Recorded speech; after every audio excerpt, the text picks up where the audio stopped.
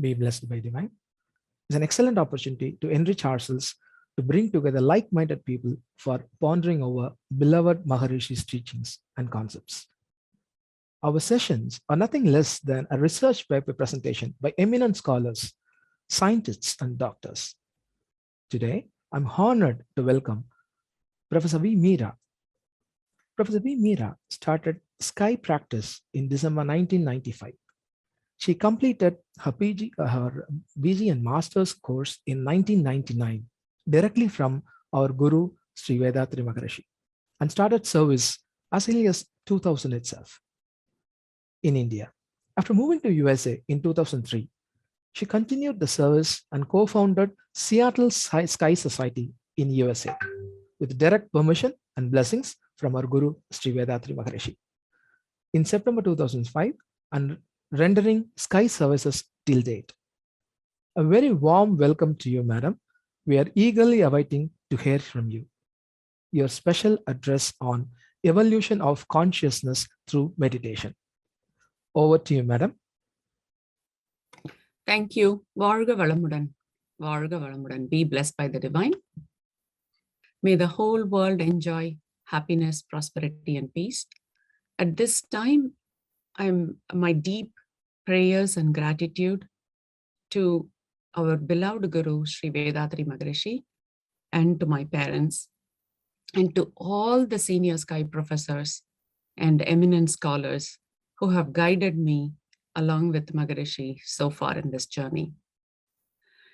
So when this opportunity came to talk about Consciousness 360, I was humbled and honored because this is one of the subject, the most important subject that Maharishi has given to the world about how to completely evolve ourselves and to realize the total consciousness and the divinity.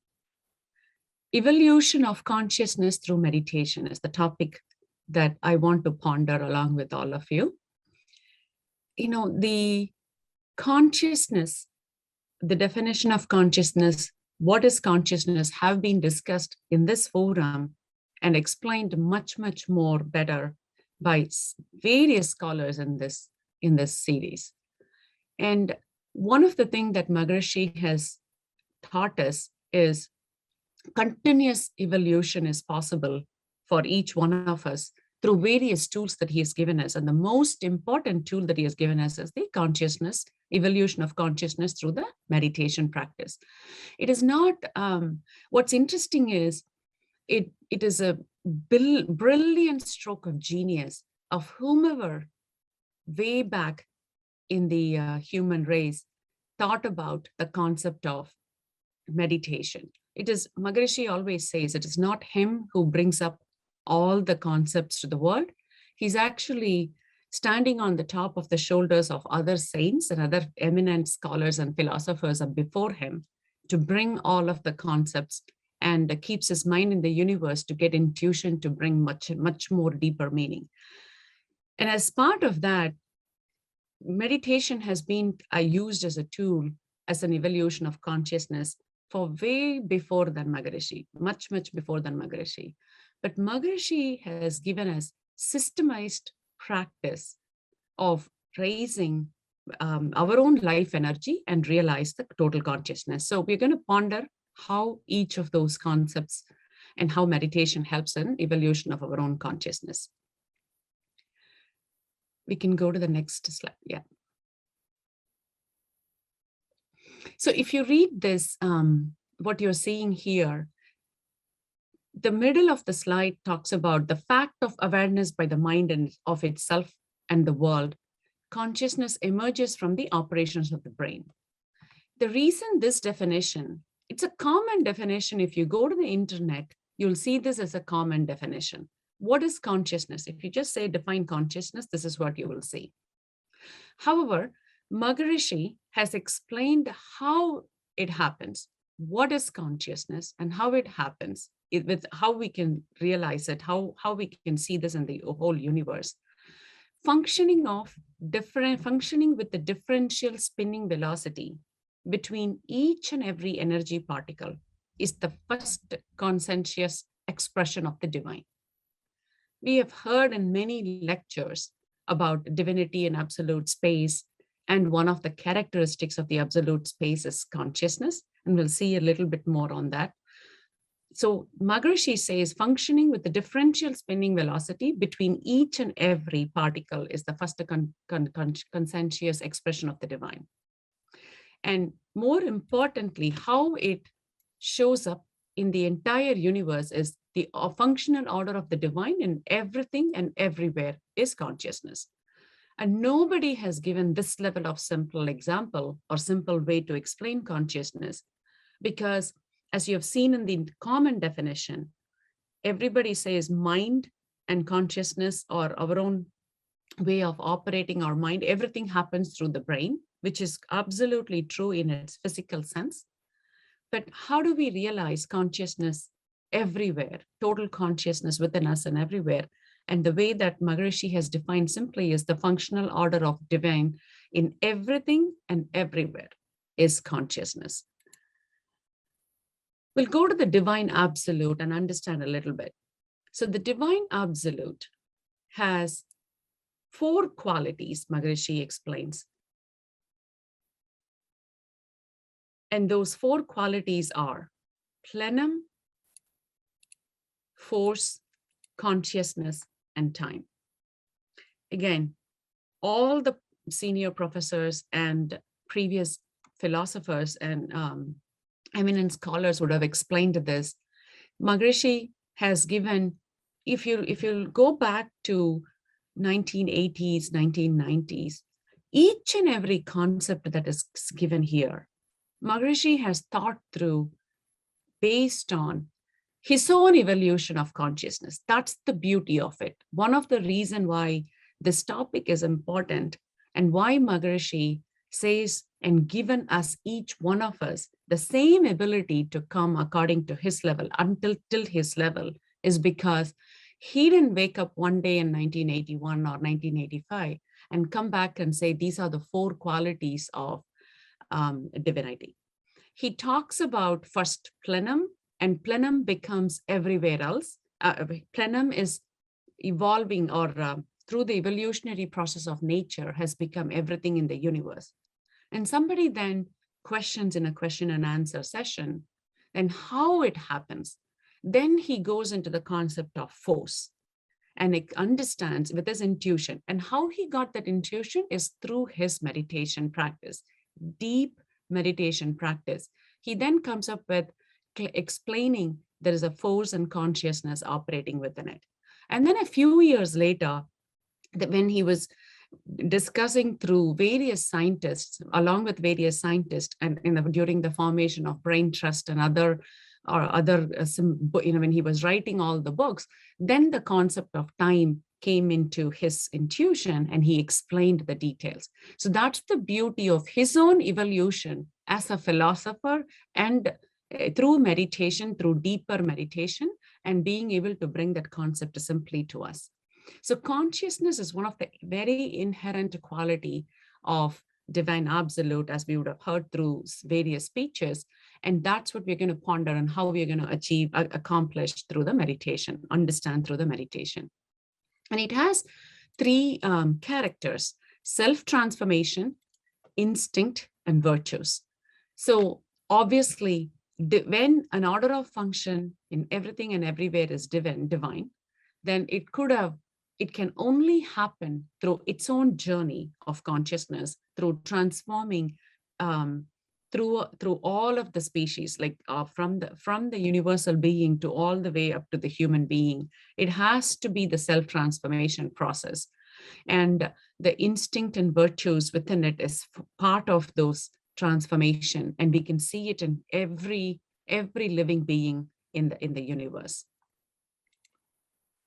You can see it in a very small, the smallest small seed, and until it became this huge tree.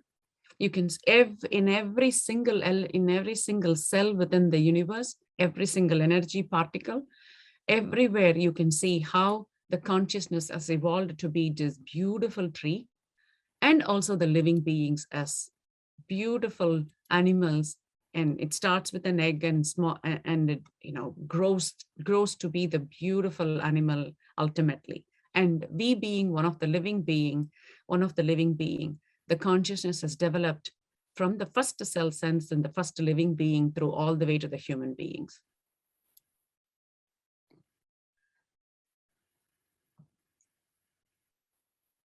Next, we'll ponder what is consciousness, and consciousness is God. We just saw divine absolute is having 4 different qualities. And when we say, Maharishi says divine absolute is God, throughout the practices of consciousness meditation that all of you would have learned so far and practicing, through various stages of meditation, we would have at least realized that consciousness within us, the other end of the mind is God, other end of the human being, that when we ponder ourselves within us, we can understand how consciousness has evolved from that absolute space to the human being. Consciousness can be realized into the inanimate objects in pattern, precision, and regularity. This is the first way, the order of function, and in everything and everywhere. If you look at how the first order of motion expresses with an inanimate being, is the pattern, precision, and regularity. We can move to the next slide, Shankar. First order of motion expresses as pattern, precision, and regularity. And when you look at the second order in the living beings with 1 to 5 senses, not only the pattern, precision, regularity, in addition to that, we also have cognition, experience, and discrimination. And this is an important, if you look at all of the living beings, not only the pattern, precision, regularity you can see in terms of when things happen, when living beings or species or any kind of species mates or produces progenies, and when certain activities and certain things, certain seasonal things happen in the universe, everything happens with the pattern, precision, and regularity. But also in the living beings with 1 to 5 senses, it is also shown as its own ability to have cognition and its personal experiences and its ability to discriminate good and bad, all of the things that is in the universe to live its way. And the 6th sense of being, as part of the living beings, we're also one of the living being.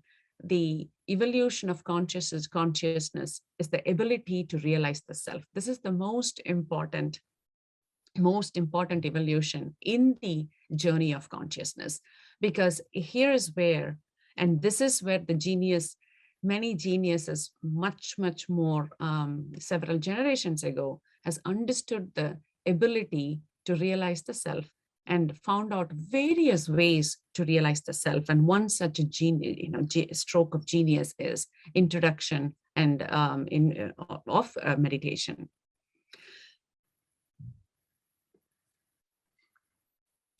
Next, we'll see how we can how the life energy mind is connected through the life energy within us, and through our own mind, we can achieve the consciousness. So we obviously, when we are born and when we grow up to certain age, the primary focus is on the physical consciousness.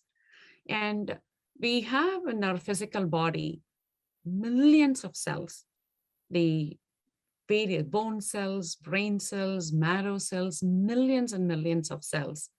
And every little cell, we don't realize it, but every little cell has a stroke of consciousness, have a specific fraction of the consciousness. Maharishi has said, other end of the mind is God. The medium for accomplishing that body is physical body. And when I say the physical body is the primary medium for human being, without that, Maharishi has said there are eight things that makes up a human being. And one such important aspect is our own brain. So the medium for understanding the other end of the mind is God is the first understanding our physical body, the brain, and the local fractional storage within us of the total consciousness is the causal body, which is the magnetic body. The source of the causal body or magnetic body or the genetic center is the astral body. The astral body is the millions of energy particles circulating. So mind really able to, first of all, understand the importance of the physical body, and then understand its own storage. But to understand the consciousness, the mind, instead of traveling and looking at processing, receiving the data, focusing on the external sensory pleasures and focusing on the data outside, always understanding what is outside and processing and receiving it, it has to start. There are two ways to achieve this consciousness, and this both have been taught to us by Maharishi. Mind has to start an inward travel to understanding its own physical body, astral body, and causal body, because everything within us is also fractional consciousness. Or the mind has to expand and connect with the universe, and then from there connect everything from the universe to the genetic center to see the end-to-end connectedness of the consciousness. So we're going to see how Maharishi has beautifully takes us in that journey with, first of all, connecting our mind all the way to the upward movement to total consciousness. And then from that total consciousness and absolute space also helps us go within an inward travel. So, and creates a beautiful end-to-end connectivity. Those who have completed the Brahmajnana course would have understood how he beautifully takes us through both sides of the journey and creates the end-to-end connectedness to realize the consciousness within us through various forms of meditation. So let's go a little bit detailed. The life energy particles with the spreading wave arising from them interact with the space, and that becomes the magnetism. And this is what we call as magnetic body and the causal body, which is what we saw in the center in the previous slide. Magnetism is made up of space and spreading wave. So the space in all three categories body are interlinked. That we would have understood with all the sky practices so far and the courses we have gone through. Similarly, the space in each and every life energy is connected to the space in the universe within each energy particle and each mass in the universe. So again, all of these are the breakdown of the same broader concept that Maharishi has explained, which is the functional order of everything and everywhere is consciousness. And this is just explaining where, in what form that we can experience the total consciousness itself. So the life energy particles has consciousness, which then creates the magnetic wave within us and surrounding us in the universal field in the energy particles. That's biomagnetism and universal magnetism, and it's absolutely connected and interlinked with each other. Similarly, the space is connected with our own space within us, within the genetic center, which is our soul. So all of this is very nicely understood. So you can see the journey can be, the mind is in the middle. It first understands the life energy, and then it is also able to connect the interlinks and understands its own meditation journey. It understands the other end of itself is the consciousness. That's the beauty of Maharishi's practices help us through the meditation. So the type of consciousness, again, in the eternal or absolute space, we experience it. It's called the total consciousness, because it's the in Tamil it says perarivu, complete total consciousness, and we're all within each one of us within universal field. It's fractional consciousness.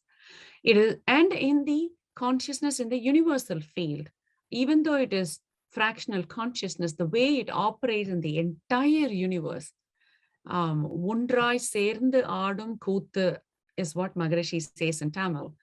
Completely the consciousness in every single cosmic party, it is called the universal consciousness. And everything is God, and God is in everything.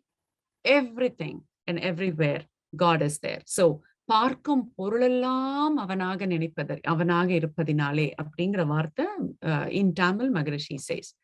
Consciousness in the energy particle, mass, life, energy particle of all living beings is the fractional consciousness. So these are the types because it's the same, it's like ocean, river, pond, and our own well, and in the tap. Everywhere it is water.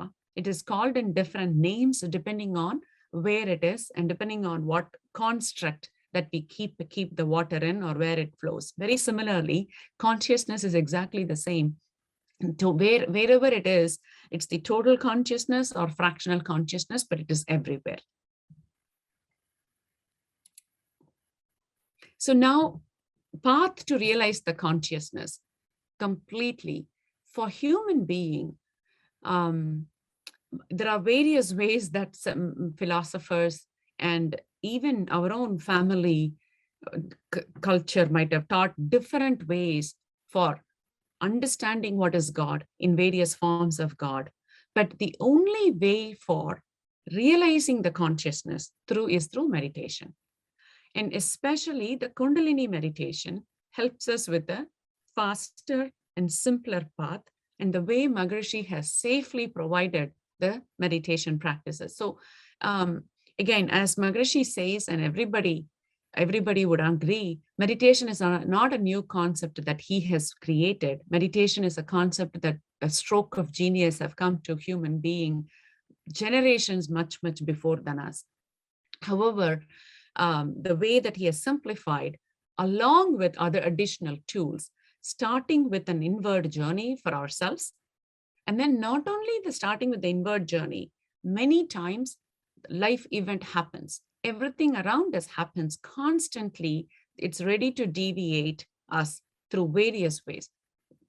After we finish this call or before we enter into this call, we would have experienced so many life events. And only the initial meditation that we started to do before the start of the speech brings us the mental frequency to some extent, and also helps us with some kind of connection within ourselves.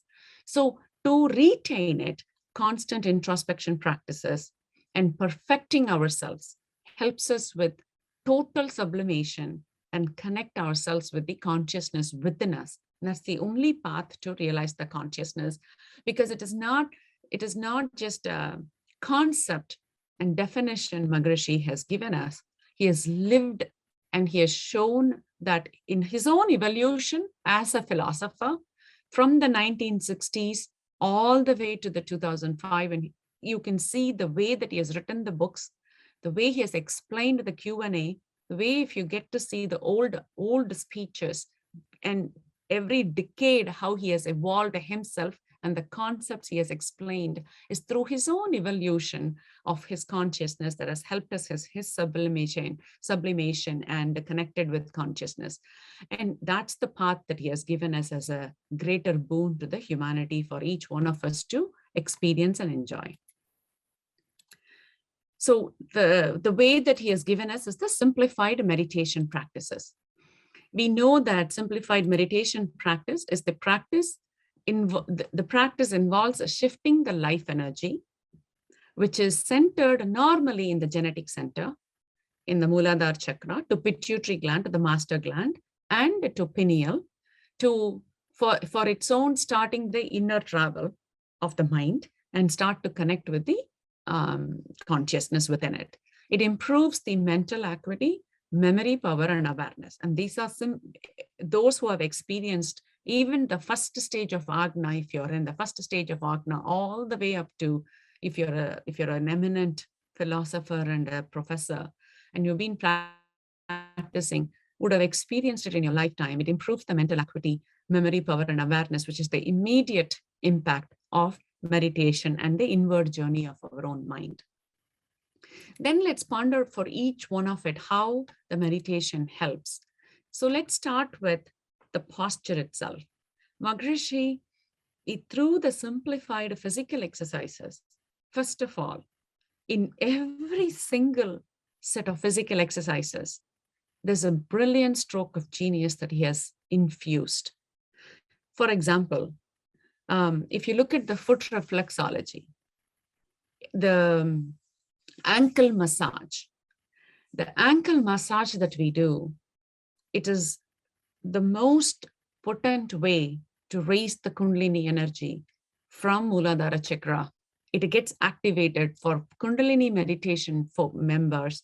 It helps with immensely by the ankle massage itself really helps activate the Kundalini meditation with Kundalini energy within us and helps us with the upward travel. And similarly, for the brain to focus and being aware, the ear massages that he has given us in the massage practice, that is excellent way to keep our mind sharp and the brain sharp, and starts with the internal travel. So even in the physical exercises, if we close our eyes and focus it, that itself is a meditation on the consciousness, because in every part that we do, our physical body is made of cells. That itself is consciousness, inner travel of consciousness. And the various flexibility, the simplified, synchronous way of us practicing each and every one of the posture has really helps with the inner movement of those three elements. And that three elements, which is water, air, and energy, helps us with the connectedness with our soul and the physical cells within the body. That itself helps a lot in the inner travel of the mind, plus helps us with an absolute way to flexibility sit and do the meditation for 20 minutes, 30 minutes, and 40 minutes if we do them, keep our physical body fit. But we start our meditation journey and consciousness journey by just even focusing and starting the physical exercises. Then the way that we are sitting in the meditation posture that you see in the picture, it actually creates a sense of calmness, togetherness, and the connectedness of inner travel. And it brings us the focus so that we are able to create an aura around us by our own way of completely similar to tortoise. Urumayil Aindadakal. Like when there is similarly, the posture itself puts our mind to compose ourselves and to connect ourselves with the universal consciousness, total consciousness within us. So the meditation posture that he has given, and not only him, several saints before them has used this meditation posture to help bring the connectedness with the consciousness and starts with the start the journey. Then the breathing clearance, the nadi shuddhi that we do, clearance, connecting the mind with the breathing, starts with obviously clearance of the left meridian, right meridian, and activates the central meridian, and really helps us starts our journey of raising the Kundalini energy and helps us bring to the pituitary gland much sooner, and being able to focus and bring the clear and straightforward focus is possible through connecting the mind through with the breathing and being able to clear the path and get ourselves ready for the inner travel. Then the spinal cord clearance. Not only the breathing and the left meridian and right meridian and the central meridian gets clear and gets ourselves ready, but also the energy is able to flow all the way from Muladhara chakra to Agna chakra and Duriyam much more fluently, much more without any hurdle through our spinal cord clearance practices. So even just the first few minutes of getting ourselves ready, we are able to bring the composure and being able to start the meditation journey. In everything, we are able to understand and appreciate the Maharishi's stroke of genius in terms of helping us with the way that we can easily achieve the inner travel. Then invocation of divine energy and consciousness. We have just seen the energy within us, energy surrounding us, and energy in the whole world has has the consciousness. So before even we start our inner journey, we are invoking and getting the help of consciousness surrounding us. So it puts us in a calmer mode. So everywhere, our environment is clean. It fills with good consciousness around us. And then we are also descending the divine energy and consciousness within us. Divine energy and consciousness, not only it's like Maharishi says, you can't just, the bad habits or imprints that we have in one of the introspection session, since an imprints removal, he says it's not just easy to remove. It's not like a rubber slate that you can remove the imprints, but you have to take conscious efforts to put good deeds more and more. So simply at least in the initial start of the journey of meditation, you can't simply go into a bazaar or a very, very busiest street and sit there and say that I'm going to start meditation. You have to use a different set of tools to first get ourselves ready in our journey. And one such important piece is surrounding ourselves with the divine consciousness, and then helping and taking the divine consciousness and praying and suggesting it to fill our body and mind with the divine consciousness. This helps us like putting more and more good water so that the bad water from a cup gets out. You're trying to descend the divine energy and consciousness within us so that it is filled throughout the body and starts to help us with the internal journey. And then the next is the divine protection.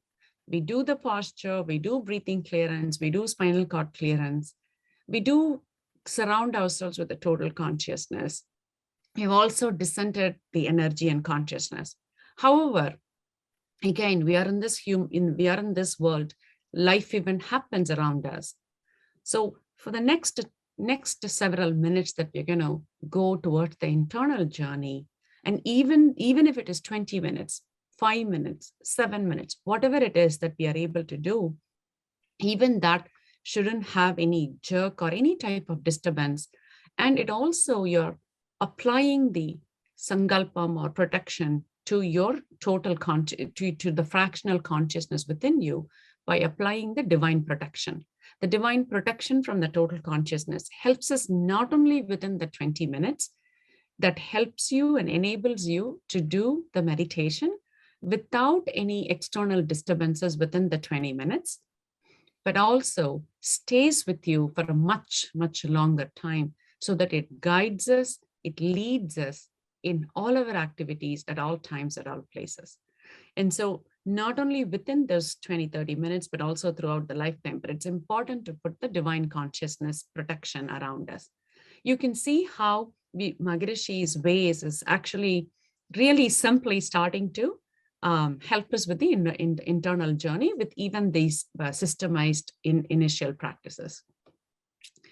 Then we go into the actual meditation, understand how the journey of mind happens during the meditation before we go into what types of meditation. So we have sat ourselves, we are sitting in a posture and we are starting the journey.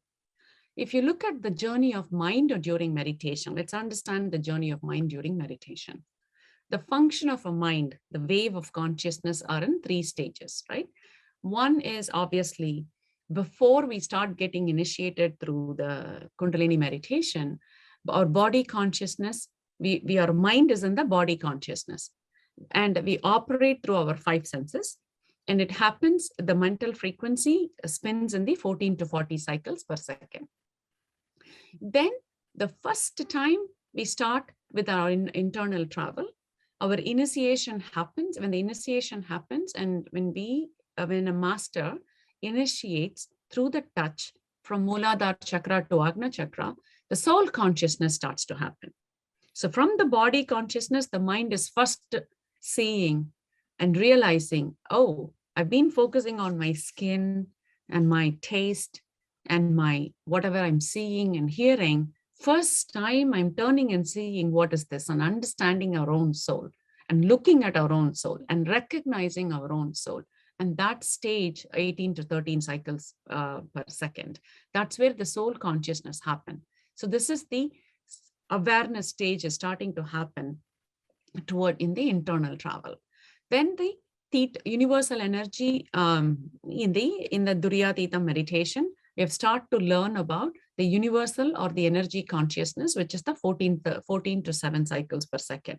And even in the alpha stage, the first in the pineal gland, we are starting to realize once it starts to stabilize in 8 cycles per second, the connectedness with the universe starts to happen. But until we are able to expand our mind to the consciousness, expand our mind to the universal field, we won't be able to really get into the practice of reducing the mental frequency from 8 to 13 cycles per second to 4 to 7 cycles per second. So this is where the mind itself is evolving in its own maturity from realizing the soul and then connectedness with the universal field and connectedness with our own biomagnetism with universal magnetism.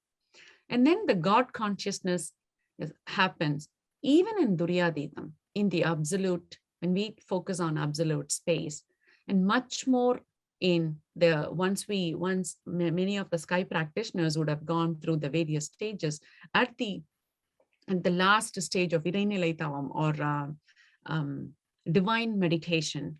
In that meditation, we absolutely become one with the God consciousness because there is no duality there. The other end of the mind is God, and the other end of the mind is really merging in itself, and it just forgets itself and becomes one with it. In everywhere else, we are seeing as if it is something else, and then realizing it's like a child recognizing the parent, the excitement, the enjoyment, the pleasure, the ecstasy, the connectedness, all of it happens in the soul consciousness meditation and even the universal consciousness meditation. We start to really run towards those. As you practice more and more, even though we think of it as two separate things, and we start to run towards more and more in each stages of meditation. But when we start to merge ourselves with the God consciousness and the absolute space meditation, there's no coming back. When I say there's no coming back, that's where the ecstasy and the peacefulness starts to come. Then you become one with it. There's no separation. You're not in awe of that. You're becoming that. So in that stage, when it goes to the God consciousness, it becomes 1 to 3 cycles per second. And this is where the life, and we are able to understand when we start the journey from consciousness towards us and various other meditation, in the divine state meditation, then we start to see the connectedness of our life energy and soul and how the total consciousness, we're able to bring every day a piece of good amount of total consciousness and bring it to our own genetic center, using our genetic center and take it to the connectedness. This is the beauty of the journey of our own mind through various stages of meditation that Maharishi has systematically provided us. Then we'll try to see what happens within each stages of meditation.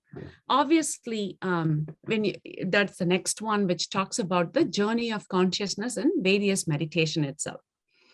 We have covered some of this in the previous slide, but in the initiation, using the touch initiation, a simplest way, which is a boon, especially, I'll tell you, it is a boon for a woman like me, women masters, millions of women. My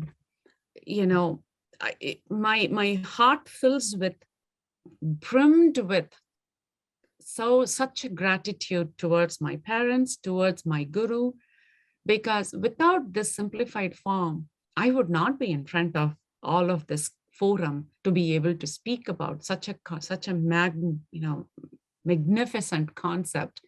If Maharishi hasn't given us, and women folks like me, women masters like me, or women aspirants like me, to start our journey of meditation, our realization through the Kundalini meditation.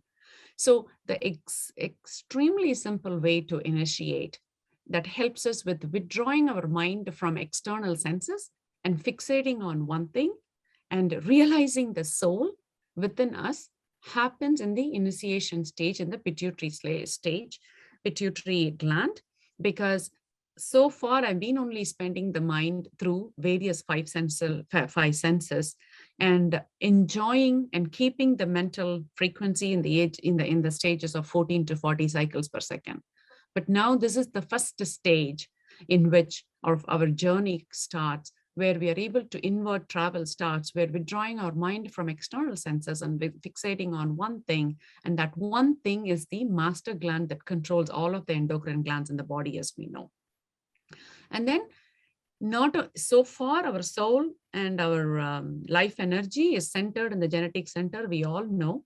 However, to help us ground ourselves and connecting the mind with it, and for us to safely travel our inward journey with this magnificent Kundalini meditation, Maharishi has given us the grounding meditation in the root chakra meditation through the Shanti, or meditating on our genetic center, which is the Shanti meditation.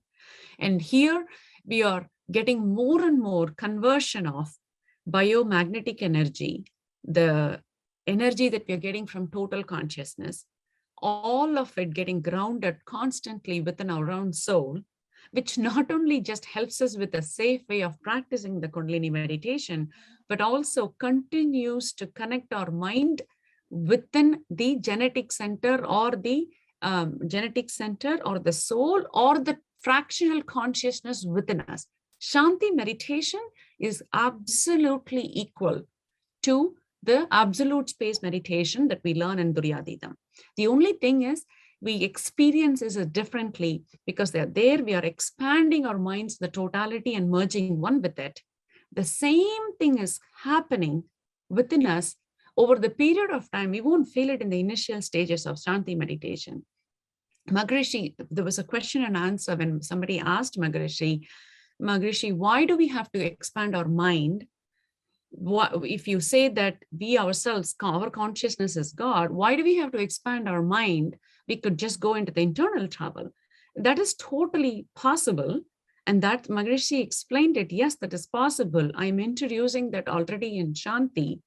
However, your mind is conditioned in a way so far that, as you know, unless it goes and expands to the magnanimity, it is sometimes hard for some people to recognize the total consciousness within ourselves. And that's why the expansion meditation is first, explained. And then when, we are able to master in that Duryadida meditation and experience the connectedness through our the absolute state meditation, then even in Shanti, we can understand and connect ourselves with this total consciousness within us and easily understand that. So that's the second stage of meditation.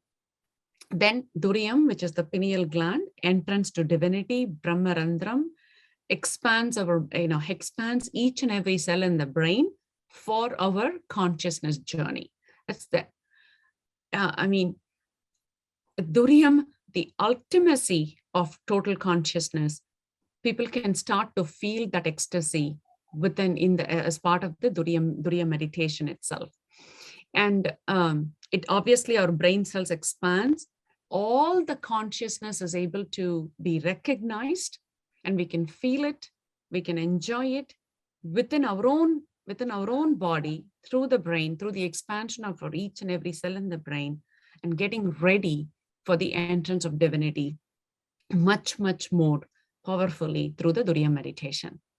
The rest of the Maharishi not only stopped with that, to realize the consciousness within each and every senses, to infuse our own everyday activities should be with utmost consciousness. He says that meditating on each and every five senses, you're then bringing your mind and infusing, it's already with consciousness, but you're infusing and you're making sure that each and every cell itself becomes ultimately conscious, to make sure that it can use with limit and moderation. So that's why the Panchendriya meditation helps us with realizing consciousness and infusing specifically in certain parts, all of those 5 senses, because that's where we spend our mind too much.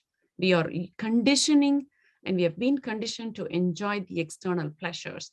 But Panchendriya meditation helps us much, much more in terms of realizing that we can moderately spend through those 5 consciousness, 5 senses.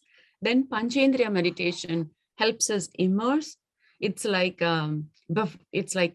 making our own neighborhood and our own local councillor and local politician or any other local state and federal body much, much more friendlier before we go into the ultimate consciousness and merge one with it, because we need the support of cosmic consciousness. We need the support of each and every cells and energy within each and every planetary system, because we are absolutely connected. Every single planet, every single consciousness, and a magnetic wave within each and every planet and the universal magnetism has an impact within our own livelihood. And so the Panchendriya, Panchabhuta meditation on 5 elements and 9 planets helps us. And then Duryadhita meditation, this is where the ultimate journey of consciousness, the outward journey of consciousness, our own mind, and merging one with it starts. Expanding the mind to the vastness of the universe and becomes one with it. And then merging beyond, going beyond it, surrounding the universal field, merging one with the absolute space and completely becoming one with it starts our complete realization and ecstasy in the Duryadhita meditation. The 9 center meditation helps us similarly with meditating on the endocrine glands, universal and absolute space. Then Nityananda meditation also is complete blissful meditation. In that blissful state, this is where obviously not only the posture, but we have descended the universal consciousness within us, and we see ourselves as nothing but the energy field. The physical selves, we forget. The separation of astral body, causal body, and physical body is just dissolves from the mind. We just literally feel as an energy body and a total consciousness and achieve the complete blissfulness. And this is where the consciousness merges our mind completely merges and achieves the same level of benefit that we get from the absolute space. And then I talked about the inward travel of the mind and outward travel of the mind. And this absolute eternal meditation, absolute space meditation, here is where not only the journey of consciousness becomes theory. If you meditate, if we learn this meditation and practice it, we actually experience it on an everyday basis, all the way from the total consciousness to being, absolute space to being, and realization from the being all the way to absolute space. So this much of connectedness can be seen in the journey of consciousness. If you look at Maharishi's words, in Tamil specifically, அணுக்களுக்கு உள்ளேயும் அணுக்களுக்கு இடையேயும் இருப்பது இறைநிலை. He says, again, order of function in everything and everywhere. Within the cells, in between the cells, everywhere we see the total consciousness. And that journey of consciousness is complete in this eternal space meditation. So, what else I can say? This is we have seen Maharishi's evolution. We have heard, we have experienced in how he explains the consciousness through his own journey and various meditation practices and intuition. He has given us such a set of wonderful tools. And it's like teaching the child from walking step by step and all the way up to making them run, similar to a mother's love or father's love or parents' love. And similar to how mother has helped us grow in our own womb, Maharishi has really helped us with various tools, individual tools in the meditation itself to help with our own journey of consciousness in these various types of meditation. And meditation practices helps us with expansion of the mind, realizing the nature's law, complete awareness in our thoughts, words, and deed. It gives us mental peace, God realization, consciousness realization. And obviously with the twofold moral principles, if we practice every day, I in my lifetime will not cause any harm to anyone, physically or mentally. I will be ready to help others whenever possible, remove the pain of others as much as possible. So that no harm to others, helping others who are suffering, and complete love and compassion. Because total consciousness, itself, one of the inherent itself is the love and the compassion in every order of function. So if you look at the journey of consciousness through the living beings, you will see in everything, the protection element is there, the helping it grow, helping it evolve. Everything is part of the love and compassion within each one of it. The quality of having ready insight, and then it becomes realization of all stages of consciousness. Perspicacity, which is the quality of having a ready insight into things. And we call it as shrewdness. Sometimes shrewdness is not is conceived as negative, but no. So shrewdness is the quality of having a ready insight into things. Receptivity from total consciousness. Adaptability, the capability to be modified for new use or purpose. And this is where it's very important. We can adapt ourselves to any environment, in any world, in any situation, to thrive ourselves with the help and journey of our own consciousness. And then the fact or condition of being magnanimous.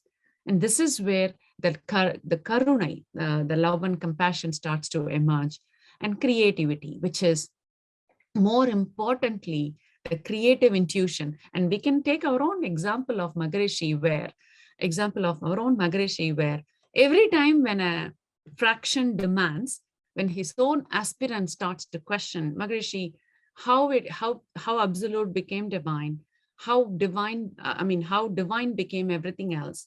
Then he goes into, okay, there's a fraction is demanding some explanation. He goes into intuition, and the creativity through his own journey helps us with answers and connect more and more and give us solutions to human problems. And that's where the similar ability Maharishi says is within all of us. So and these practices really helps us get there. And what else is the benefit of meditation? Meditation truly, truly helps with the higher manifestation of consciousness. So it helps us with a friendly relationship with everybody, a state of contentment, a state of happiness, and a state of satisfaction, our journey of spiritual wisdom, and ultimately peace. And this is not only that we experience it, the immediate impact people around us will start to experience, and the larger society that we interact with will experience. And this is where Maharishi has introduced the concept of world peace through individual peace. And only with individual peace, we can accomplish world peace.